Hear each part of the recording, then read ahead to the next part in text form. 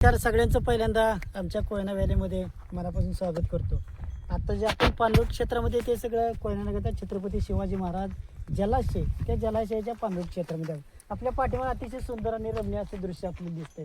खरं तरी गुरंढोर आहेत, या सामान्य लोकांची उपजीविका ज्याच्यावर चालते, उदरनिर्वाह चालतो, त्यांची सगळी गुरंढोर. त्यांच्या पाठीमागे एक कोणी करता अर्थ माणूस तुम्हाला दिसणार आहे. ही गुरं अशी दिवसभर येतात, सायंकाळ झाली की पुन्हा ती आपल्या इशाऱ्यानुसार, निसर्गाच्या इशाऱ्यानुसार पुन्हा ती आपल्या घराकडे जातात. ही व्हॅली जी आहे ना, व्हॅली अतिशय सुंदर आपली दिसते. याच्या पाठीमागे आपल्या सह्याद्री दिसते, पण याच्या पाठीमागे मुख्य जो प्रवाह आहे, कोयना नदीचा जो मुख्य प्रवाह आहे, जो महाबळेश्वरला उगम पावले, त्याच्या पलीकडच्या दरीमध्ये. आणि ते आपल्याला पलीकडचे प्रचंड दरी, आता तिथं आभाळ आलेलं आहे. खरं तर आता पावसाची आपण प्रतीक्षाच करतोय. तो मुख्य प्रवाह, त्या मुख्य प्रवाहातलं सगळं पाणलोट क्षेत्राचा मुख्य प्रवाह तिथे येतो. त्यानंतर व्हॅली भरत जातात.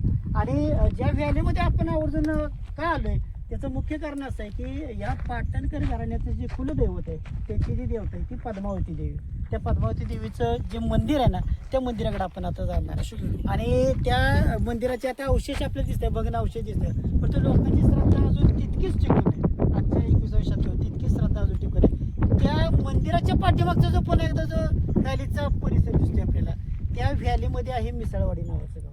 ते मिसळवाडी नावाचं गाव आहे, ते दरीमध्ये, म्हणजे जी व्हॅली आता गेल्या समोरची दरी बघा, त्यात ते तर मरडमध्ये गाव आहे ते. हा, ते तिकडे आहे, ते तिथं अशीच जाणार होते. म्हणजे त्या गावाची सुद्धा जाणार पुन्हा एकदा खाली. पण याच्या पाठीमागे पुन्हा एकदा सह्याद्री उभा आहे. पुन्हा आपण त्याच्या पुढे गेलो की जावळी खोर लागतं. सातारा तालुक्याची हद्द लागते, जावळी खोरची हद्द लागते, पुन्हा तिथून पुढे महाबळेश्वरचा एरिया लागतो. पण त्या दरीतनं जर उजव्या बाजूला तुम्ही गेला तर ते मिसळवाडी नावाचं गाव, त्या पवनचक्कीत आहे. त्याच्या अलीकडच्या बाजूला मरड नावाचं गाव आहे. त्या मरड नावाच्या गावातनं पुन्हा एकदा आपल्याला खाली उतरण्यासाठी सुद्धा रस्ते आहे. परंतु या लोकांची बारमाही सोय व्हावी म्हणून सुद्धा अलीकडं आता आपण जे रस्ते, ते पळात्रीवाजून नुकतंच रस्त्याचं काम पूर्ण झालेलं आहे. लोकांना बारमाही या आता ज्या अडचणी असतात, दैनंदिन गरजा असतात, त्यासाठी पाटणवर अवलंबून राहावं लागतं किंवा मग सातारला तुम्हाला जावं लागतं. पण सातारला पाटण तुम्ही किती किलोमीटरचा प्रवास करावा लागतो. हा प्रवास सुखकर व्हावा म्हणून तो रस्त्याचं चांगलं केलं. परत दिवसा आता तुम्ही पाहताय. परंतु मला असं पाटील सांगायला आनंद वाटेल की आपण फक्त पर्यटक म्हणून येत होतो, पण या लोकांच्या वेदना आपण जाणल्या पाहिजे. कारण ह्या लोकांच्या त्यागावर तर सगळी मराठाची भाग्यलक्ष्मी उभी राहिली ना.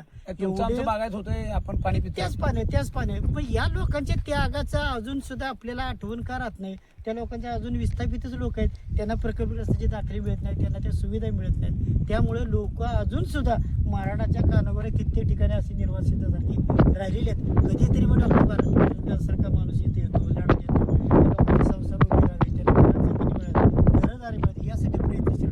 पण मला असं वाटतं की जसं आता आभाळ येते, शीतल हवा सुटली, छानपैकी वारा सुटल्या, असाच वारा, असाच आनंद, असेच सुखाचे क्षण विस्थापितांच्या जीवनामध्ये यायला पाहिजे. हे खरं तर तुमची आमची मनापासून तळमळ. म्हणजे आपण आज पर्यटक नाही, परत त्या लोकांनी केलेल्या त्यागाची जाणीव राहावी, आठवण, त्या लोकांची कृतज्ञता म्हणून आपण त्या पद्मावती मंदिराच्या दर्शनाला. खरं तर नितीन, तुम्ही आला तर मनापासून त्याला सगळ्या क्षेत्रातली उल्लेखनीय कामगिरी केलेली सगळी माणसं तुमच्या सोबत आहेत. आणि ते आज आमच्या सोबत आहेत, याचा आम्हाला तुमच्यापेक्षा जास्त आनंद आहे.